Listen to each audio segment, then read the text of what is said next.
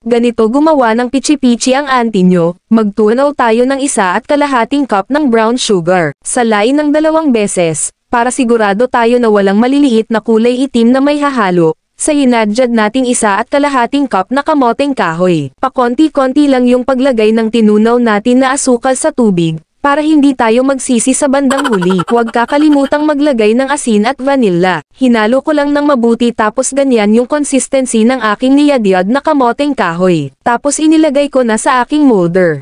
Make sure mga kakumare na napahiran nyo ng oil yung inyong molder bago ito lagyan. At huwag na kayo magtaka kung bakit nag-iba yung kulay ng aking gagawing pichi-pichi. Gabi po ako gumawa ng video, at sira yung aking ring light kaya ang resulta, Shaka, bakit ko pinapahiran ng oil yung aking molder?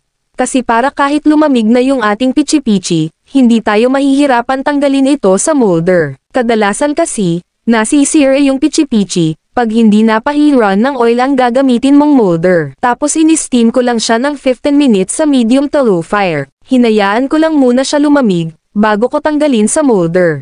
At dito ko siya inilagay sa assorted kakanin sa bilao, na isa sa mga order sa akin today. Bale 25 pieces puto cheese, 25 pieces classic kutsinta, 25 pieces puto flan, at 25 pieces na pichi-pichi. Ganyan yung itsura niya pag nalagyan ko na ng toppings, as usual nagwagi na naman si cheese. Tapos balutin lang natin ta ng cling wrap, at talian natin ng maayos, yung pagkakatali na mapagkakatiwalaan. Dahil kapag komportable at hindi nahirapan si buyer, paniguradong tayo ay may repeat order.